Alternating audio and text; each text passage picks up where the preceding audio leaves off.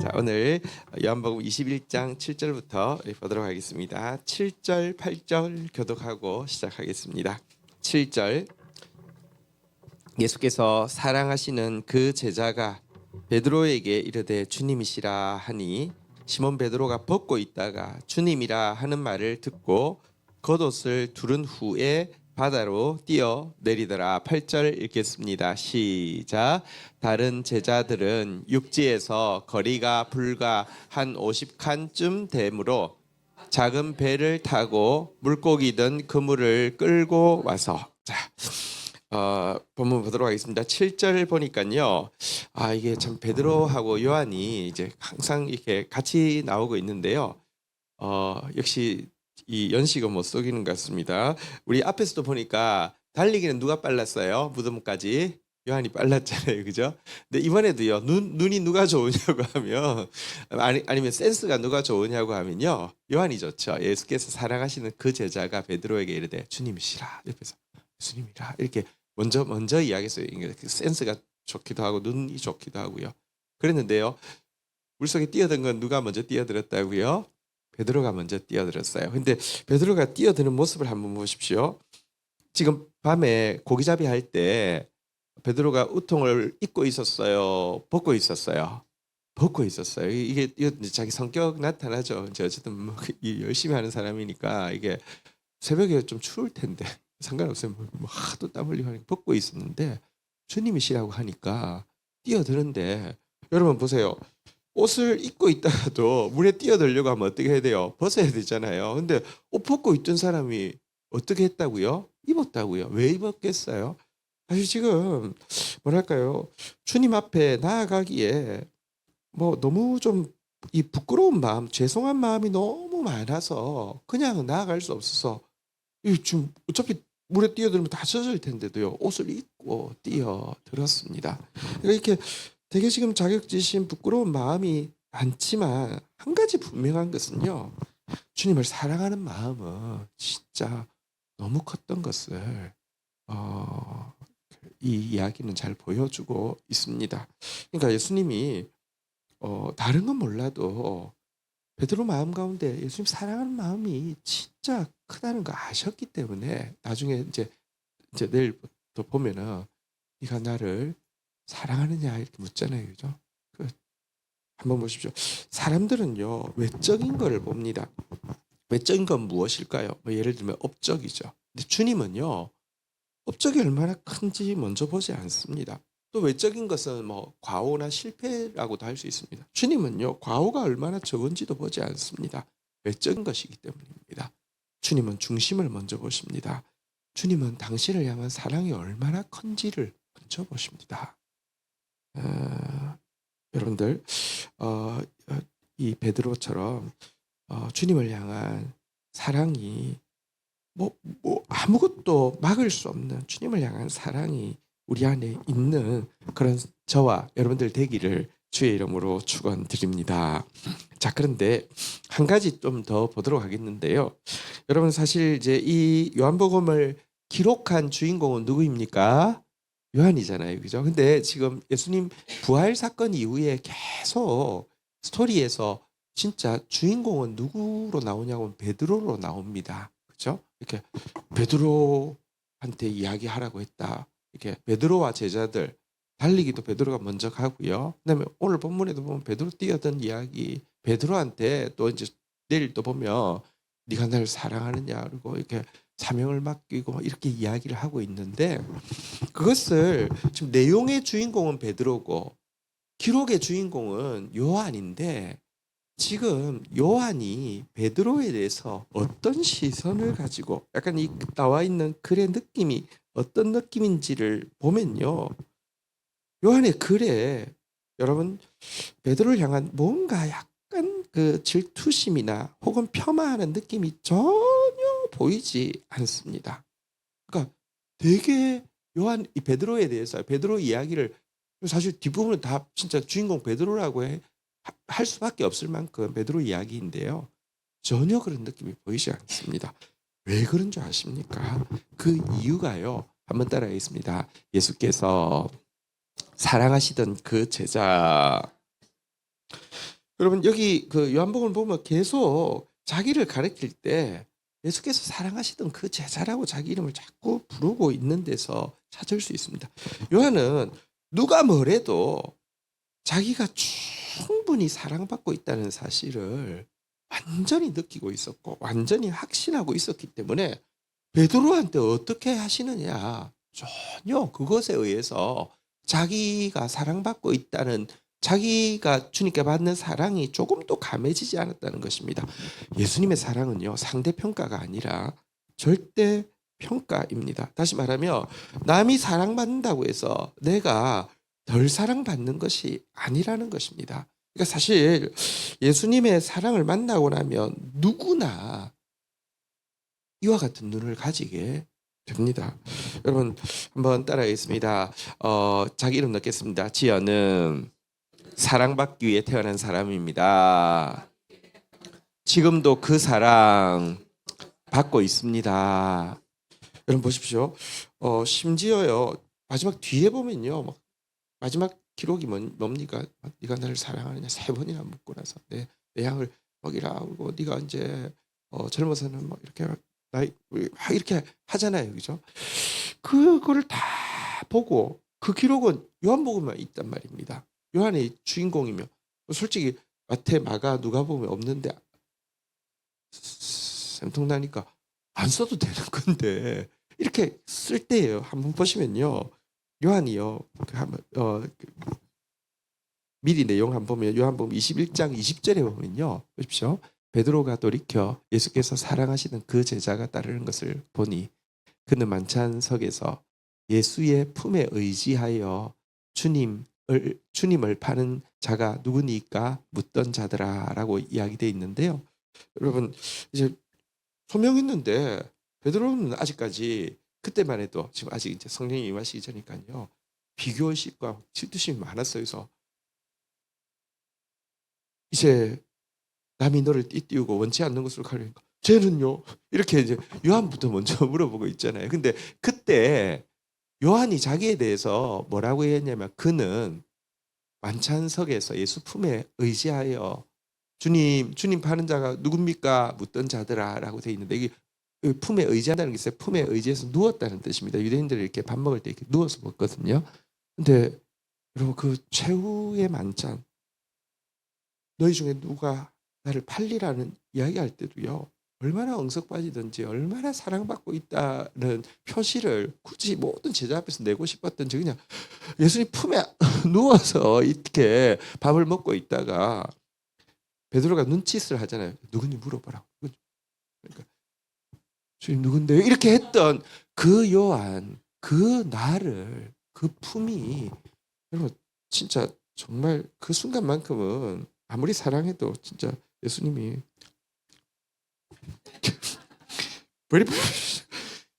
지금 여러분 누가 판다고 이야기하는데 거기 누워가지고요, 있는 것도 그렇지만 물어보라고 한다고 주님 누군데요? 이렇게, 그건 아니잖아요, 그죠? 근데 그걸 그냥 용납해 주실 뿐 아니라, 사실은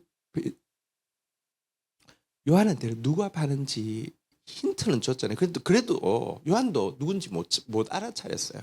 그 정도로 주님의 사랑이 많았어요. 근데 나를 그 순간 그 못난 모습까지도 용납해 주셨던 사랑을 받았기 때문에, 여러분 지금 베드로가 뭐 얼마나 사랑받고 있고 얼마나 사용받고 있고 그게 자기한테 하나도 중요하지 않습니다. 나는 예수님께 사랑받는 제자이기 때문입니다. 그리고 이런 사랑을 받았기 때문에, 여러분 예수님에 대해서 우리가 하나님의 아들이신 예수님에 대해서 생각할 때, 하나님 보좌 우편에 앉아 계신 예수님에 대해서 이렇게 묘사하는 사람은 많지만, 기록자에 보면 여러분 요한복음은 뭐라고까지 묘사합니까? 요한복음 1장 18절 한번 볼까요? 같이 한번 읽도록 하겠습니다. 시작. 본래 하나님을 본 사람은 없으되 아버지 품속에 있는 독생하신 하나님이 나타나셨. 모든 그 일러스트레이션에 보면 하나님이 계시면 예수님이 여기 보좌 우편에 앉아 있는 것으로 묘사하는데, 단 한 곳에도 하나님의 품속에 예수님이 안겨 있었다라고 묘사한 데가 아무도 없는데 요한만 그렇게 묘사했어요. 그게 요한이 무슨 상상력이 뛰어나거나 이게 뭐 전혀 어디 근거 없는 게 아니라 자기를 어떻게 그렇게 나를 품어주셨을까? 나는 절대 그렇게 못하는데 생각해 보니까 예수님도 하나님 품에 안겨서 그 사랑 받고 있었구나. 그게 깨달아졌기 때문에 이렇게 묘사했고요. 그랬기 때문에 그는요, 예수께서 사랑하시던 우리 옆 사람한테 한번 인사하겠습니다. 저는 예수께서 사랑하시는 그 제자입니다. 옆 사람 보시면서 시작. 예, 진짜 그 사랑으로 사랑했기 때문입니다. 네. 자, 우리 한번 9절 한번 보도록 하겠습니다. 같이 읽도록 하겠습니다. 읽겠습니다. 시작.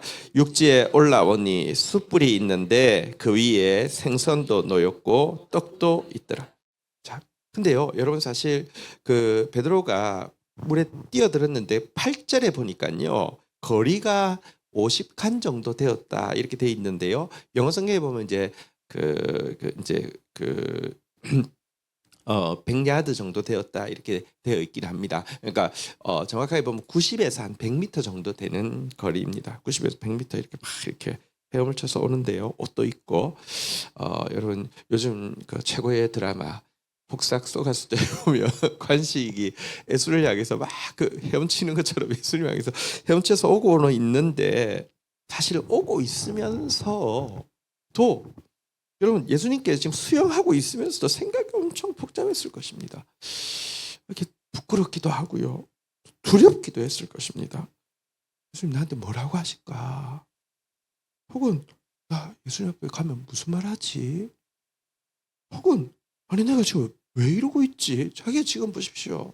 예수님 부활한 것도 아는데 나는 저기 고기나 잡으러 가리라 하면서 갈릴리로 내려왔고 또 영향력이 있다 보니까 다 끌고 내려왔고 지금 내가 지금 왜 지금 이러고 있지?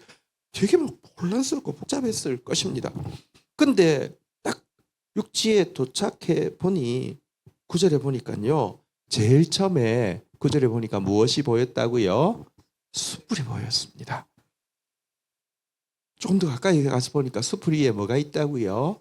생선도 있고 떡도 있는 것을 보게 되었습니다. 밤새도록 고기 잡는 제자들, 그러나 한 마리도 잡지 못한 제자들, 지쳐있는 제자들, 지침보다 더 큰 절망, 낙담 가운데 있는 제자들, 왜 고기를 못 잡아서가 아니라 자기 모습 때문에 그들을 위해서요 따뜻한 숯불을 피워두셨고요. 얘들아 불멍 좀 하자 이런 거잖아요, 그죠? 그리고 떡과 생선을 준비해 놓으신 예수님 모습.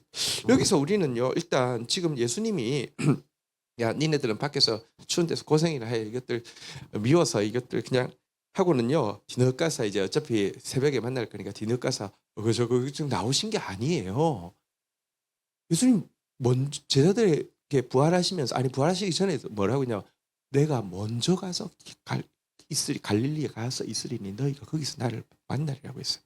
여러분 지금 숯불을 이렇게 막 이렇게 피우고요, 떡 굽고요, 고기 굽고 제자들 7명인데 이거 다 차리려고 하면요, 이거 바베큐 7명 바베큐 준비하려고 하면요 꽤 바빠요. 준비할 거 많아요. 진짜로 미리 와서 기다리셨다는 거 잘 보여주고 있고요. 이 숯불 보자마자, 이 떡 보자마자, 생선 보자마자 아직 논리적으로는 다 정리할 수 없습니다. 자기도 자기 마음도 잘 모르겠고 자기가 지금 이거 왜 이렇게 왔는지도 모르겠고 옷을 왜 입었는지도 모르겠고 뭐 모르겠지만 일단 무조건 예수님께 나오기 잘했다, 무조건 나오기 잘했다라는 마음이 느낌이 들었을 것입니다. 여러분들 한 가지 기억하십시오. 우리가 어떤 실패의 자리에 있든지 어떤 부끄러움을 가지고 있든지 우리 머릿속에서 아무리 뭐 정리도 안 되고 혼란스럽다 할지라도 그때도 무조건 주님 앞에 나오는 거, 그게 우리가 할 수 있는 최선의 행동, 최고의 행동이라는 사실 여러분들 꼭 기억하기를 주의 이름으로 축원드립니다. 어제도 설명했지만 예수님은요 부활하셨고 2번이나 보여주셨지만 여러분들 그걸로 충분하지 않고 제자들 낙심해서 갈릴리로 갈 줄을 미리 알고 계셨습니다. 또 뿐만 아니라 이 갈릴리야말로 적극적으로 그들을 다시 워낙에 처음 불렀던 그 자리가 다시 부를 뿐 아니라 영원한 사명자로, 여러분 이렇게 주님 만난 사람들은 전부 생명을 들여서 주님을 섬길 사람이 되는데요. 영원한 사명자로 부르기에 최적의 장소라는 것도 주님은 아시고 계셨습니다. 이스라엘이 타락하여 더 이상 쓸 수 없게 되어서 진짜 멸망했을 때에 그들이 끌려간 자리가요, 실은 아브라함이 부름받은 자리, 야곱이 부름받은 자리인 바벨론 땅으로 포로 잡혀가게 하신 것은요, 사실 여러분 이집트 땅으로 포로 잡혀가면 안 돼요. 이집트도 그때 뭐 세계적인 나라였는데요. 왜 바벨론으로 포로 잡혀가게 합니까? 아브라함 워낙 거기서 왔으니까, 야곱이 거기서 하나님 만났으니까. 처음부터 다시 시작하되 그냥 단지다시가 아니라 되돌릴 수 없게 다시 시작하는 최선의 장소인 줄 알고 여러분 갈릴리에서 먼저 그들을 기다리고 계셨던 것입니다. 자, 어쨌든 이렇게 올라왔는데요. 10절 11절 한번 보도록 하겠습니다. 예수께서 이르시되 지금 잡은 생선을 좀 가져오라 하시니 11절 읽겠습니다. 시작. 시몬 베드로가 올라가서 그물을 육지에 끌어올리니 가득히 찬 물고기가 153마리라. 이렇게 많으나 그물이 찢어지지 아니하였더라. 자, 근데요, 여러분, 이게 불도 있고 따뜻하고요.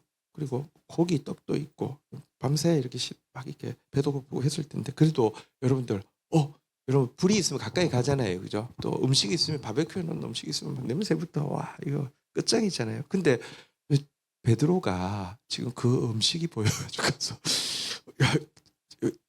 좀 먹어도 됩니까? 뭐 이렇게 말할 수 있는 게 아니잖아요, 그죠? 뭐 주저하고 이렇게 어쨌든 마음은 따뜻하지만 아무 말도 제대로 못 하고 있었을 것입니다. 자, 10절로 좀 올려놓으시고요. 그런데 그때 예수님께서 머뭇거리고 있는 제자들에게, 베드로에게 한번 따라하겠습니다. 지금 잡은 생선을 좀 가져오라. 자, 이 이야기를 왜 하셨을까 한번 좀 생각해 볼 필요가 있습니다. 자, 일단 예수님께서 밤새 나름 준비한다고 하셨는데 자기가 생각해도 참 우리 제자들이 밥 겁나게 먹는데 내가 항상 좀 준비할 때 느끼는 게 내가 손이 좀 작아. 이거 가지고 이거 누구 코에 붙이겠네. 안 되겠다. 가서 지금 잡은 생선 좀 가져오라. 이 말입니까? 예수님은요, 오병이어의 기적을 베푸시는 분입니다. 예수님이 사랑이요. 사랑은 있는데 손이 작아. 항상 이렇게 준비해서 하는데 전부 다 아껴서 먹어야 돼요. 그런 분 아니실 거예요. 근데 왜 생선을 좀 가져오라고 하셨을까요? 이유가 있습니다. 자, 11절에 보니까요. 그래서 갔더니 시몬 베드로는 먼저 뛰어들어서 이렇게 수영해서 왔는데 뒤에 보니까 나머지 제자들이 무슨 일 하고 있었는지 11절에 보이죠. 그물을 어디에 끌어올렸다고요? 한번 보세요. 그물은 고기를 잡으면 어디에 끌어올려요? 배에 끌어올리잖아요. 근데 배에 끌어올릴 수가 없었어요. 왜냐고 하면 다시 이야기합니다. 디베라는 자기 본거지가 아닙니다. 고향 못 가요. 완전 실패자인데 어떻게 가요? 배를 빌렸겠죠. 근데 사실 여러분, 배 빌리는 거 장난 아닙니다. 근데 어쨌든 뭐 먹고는 그러니까 생계는 유지해야 아마 조그만 배를 빌렸겠죠. 근데요, 이게 딱 느낌이 이거 배에 올릴 수 있는 양이 아니에요. 그래서 이 그물에 고기를 든 채 제자들이요, 어디까지 왔다고요? 육지까지 와가지고는 육지까지 막 끌어올렸다는 거예요. 거기 보니까 가득히 찬 큰 물고기라 그랬는데요. 여러분 나중에 이제 그 이스라엘에 가면 이제 그 피터, 그러니까 베드로 피시라는 고기는 우리로 치면 딱 그 우럭 비슷하게 생긴 우럭 정도 크기의 고기입니다. 근데 그거 말고요, 큰 고기는 갈릴리에서 잡히는 큰 고기는 조르단 바벨이라는 고기가 있는데요. 보통은 한 40에서 60cm이고요. 조금 큰 거는, 그러니까 예, 좀 큰 거는 70cm가 넘는데요. 여러분들 보여드리기 위해서 사진을 하나 준비했는데 요즘 사진이 저작권 때문에 잡힐 수가 있어서 제 얼굴을 넣어서 딱 고기는 딱 이 정도. 그러니까 지금 크게 이제 이게 이제 그 실제로 거기서 잡히는 고기를 누가 잡은 거를 사진을 찍어놨는데 초상권 걸릴까 봐서 제가 제 얼굴로 좀 바꿨습니다. 그리고 그림으로 바꿨습니다. 어쨌든 근데 고기는 딱 저 크기예요. 그러니까 저런 게 몇 마리 잡혔다고요? 153마리. 그러니까 진짜 여러분 옛날 그런 어업으로 저런 거 153마리 잡았으면 이게 장난 아니거든요. 근데 한번 보세요. 그거를 육지까지 끌어올렸어요. 여러분 육지까지 끌어올린다는 게 해수욕장도 아닌데 그물로 이렇게 끌어올리면 여러분 이 해변으로 이렇게 육지로 가까이 올수록 이 밑에 뭐가 있어요? 막 돌, 자갈, 막 이런데요. 이거를 또 이 돌이요.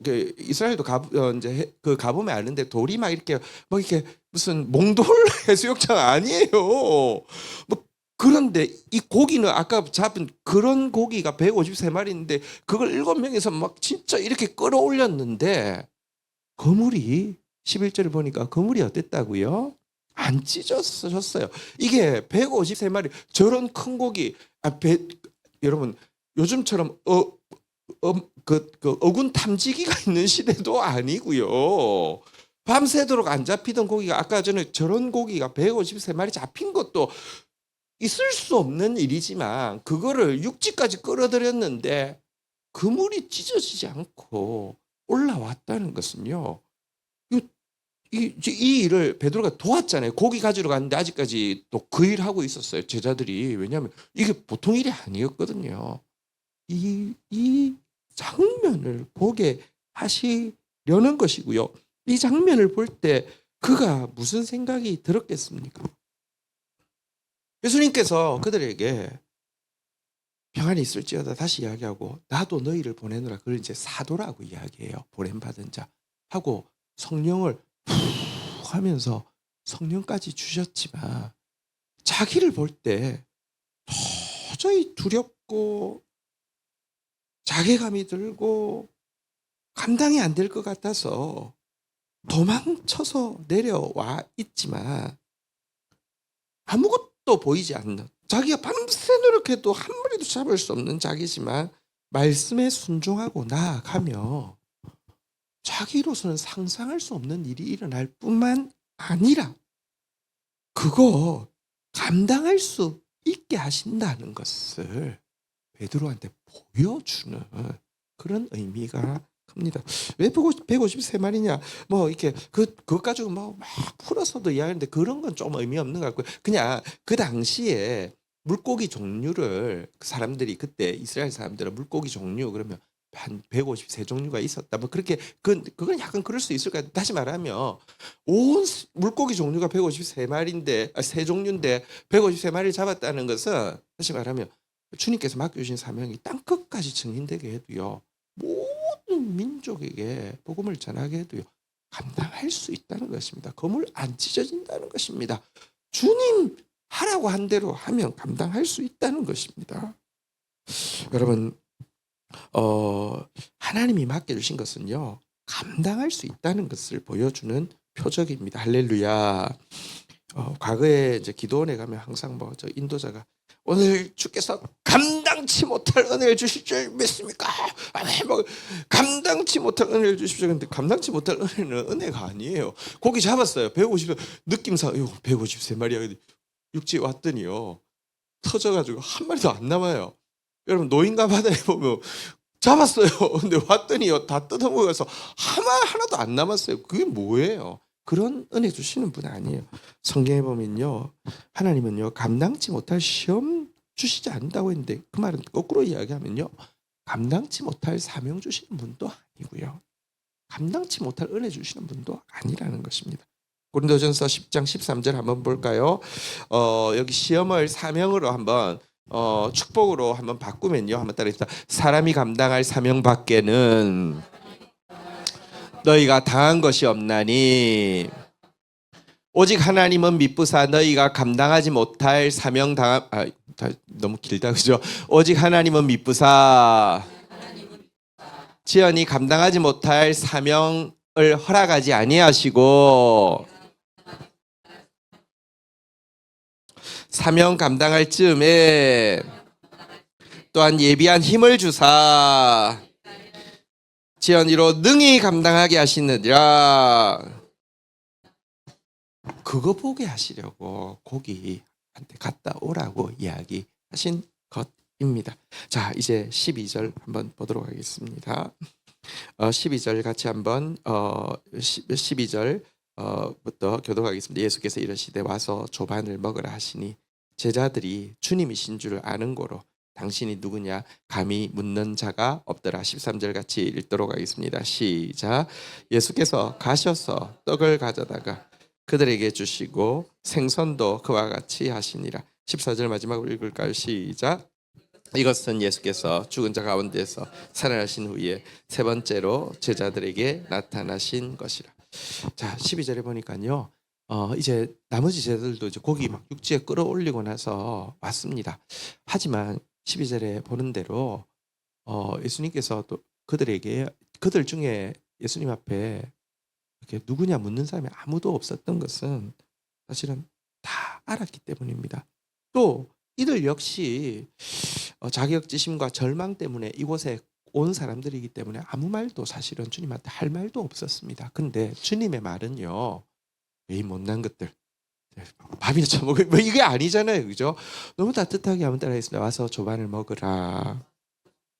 이 말씀밖에 없었습니다. 그리고는요, 먹으라 그래도요, 염치는 없지만 목구멍이 포도청이고 배에 고프니까 먹으라 그러니까 예수님은 안 보고 그냥 와서 이렇게도 잘 못해요. 제자들 지금 아무도 못해요. 그러니까요, 13절에 한번 보면요, 예수께서 한번 따라하겠습니다. 가셔서 떡을 가져와서 그들에게 주시고 또 가셔서 생선도 그와 같이 하신다니까 찾아가시는 거예요. 떡 주시고요. 지금 이게 젓가락질을 못 하겠어요. 부끄러워가지고 상관없어요. 이렇게 해서 가셔서 이렇게 하시는 거예요. 그러니까 참 주님의 사랑이 참 온유한 사랑, 너무 강력한 사랑, 이 사랑의 모습을 보게 됩니다. 사실요, 이때 주님이 나타나셔서 제자들은 그냥 뭐랄까요, 아무리 주님이 사랑이 많아도 지금은요 타이밍상 여러분 지금 밥 먹일 시간이에요. 한따까리 할 시간이에요. 지금 부활하셨어요. 도마는요 나의 하나님이십니다라고 고백했어요. 근데 고기 잡으러 갔어요. 이거는 아니잖아요. 이건 책망받을 시간이지. 이게 여러분 이게 지금 예수님께서 찾아오셔서 먹으라고 하면서 떡 주고 또 먹으라고 하면서 생선 주고 이럴 시간이 아니잖아요. 근데 이 모습이 진짜 우리는 우리 선입견으로 자꾸 주님을 재단하지만 이게 주님의 모습입니다. 여러분, 이 엘리야가 영적 전쟁에서 우리 12통 물붓기에서 승리해서 850인의 이방 선지자를 막 뼈 죽이고 이거까지는 좋은데요. 그날 밤에 이세벨의 위협을 듣고 너무 낙심해가지고 이렇게 도망가가지고 로뎀나무 아래에서 막 이렇게 머리를 피하고 막 이렇게 있으면서 죽여달라고 하는 모습 보면 되게 좀 쎄하지 않습니까? 이건 뭐야? 주님의 능력이 하늘에서 불이 임하고 좀 이방 아무것도 아닌데 이세벨 하나 때문에 이러고 있는 거 이해가 안 되지 않습니까? 그럼 찾아가서 그것도 로뎀나무라는 큰 나무가 아니고 한 이만저 이 정도밖에 안 되는 나무예요. 근데 여기 더우니까 너무 뜨거우니까 뭐라도 피해야 되니까 그 밑에다 머리를 이렇게 해가지고 지금 막 밤새 막 이렇게 피해서 와서 잠은 오는데 뜨겁고 이러고 있는데 이때 주님이 나타나시면 정신 안 차릴래 이래야 될 것 같지 않습니까? 주님 그때 찾아오셔서 어떻게 하셨지요? 열왕기상 19장 5절에 보면요, 로뎀나무 아래서 누워 자더니 천사가 그를 어루만지며 그에게 이르되 어루만져서 일어났습니다. 일단 일으키고 나서 야단을 쳐야 되잖아요, 그죠? 근데 아니요, 일어나니까 뭐라고요? 그에게 이르되 한번 따라했어요. 일어나서 먹으라. 자, 지금 그 아침 식사입니다. 뭘 먹으라고요? 조반을 먹어라 이렇게 이야기합니다. 6절 한번 읽어볼까요? 같이 읽겠습니다. 6절이요. 예. 같이 읽겠습니다. 아니요. 예, 같이 읽겠습니다. 시작. 본즉 머리맡에 숯불에 고운 떡과 한 병 물이 있는지라. 이에 먹고 마시고 다시 누웠더니 근데 떡이요. 난 떡인 줄 알았더니 여기 보니까 뭐라고요? 숯불에 구운 떡.